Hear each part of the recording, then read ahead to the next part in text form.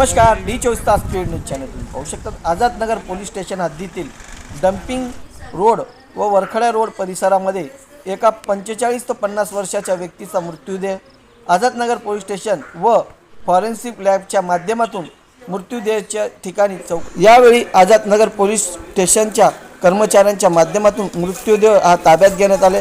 तसेच ॲम्ब्युलन्समध्ये रवाना करून धुळे जिल्हा सिव्हिल हॉस्पिटल या ठिकाणी ठेवण्यात आलं। त्यावेळी प्रतिक्रिया देताना आझादनगर पोलीस स्टेशनचे पीआय म्हणाले, नमस्कार, मी निवृत्ती पवार, पोलीस निरीक्षक, आझादनगर पोलीस ठाणे। शेतकी पुतळ्यापासून डम्पिंग ग्राउंडकडे जाणाऱ्या रस्त्याच्या उजव्या बाजूला जे ॲग्रिकल्चर कॉलेजचं मोठमोठी झाडं वाढलेली शेत आहे, त्या ठिकाणी एक बेवारस स्वरूपाची बॉडी मिळून आलेली आहे। पुरुष जातीची आहे, साधारणपणे 45 ते 50 अंदाजे वय आहे।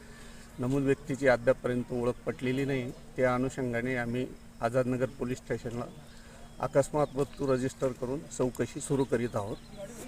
त्या अनुषंगाने तपास याद्या वगैरे आम्ही पाठवून त्याची ओळख पटवून पुढील कारवाई करू। स्थानिक नागरिकांच्या माध्यमातून 112ला कळवण्यात आलं। त्यानंतर पोलिसांनी तात्काळ त्या ठिकाणी धाव घेतली। यावेळी स्थानिक नागरिकांची प्रतिक्रिया सांग। विजय शिवराम केदार, मी हा वरकडा रोडला पाला तोडायला आलो होतो बकरींसाठी।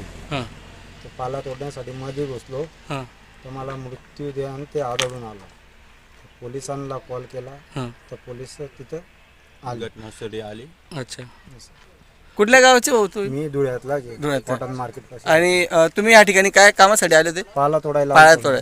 मग त्या ठिकाणी कोणाला बघितलं तुम्ही? ते मृत्यू ते आढळून आलं, मी बाहेर पळालो इकडं। मग तुम्ही पोलिसांना संपर्क केला का? हो केला होता। काय पोलीस कधी आले?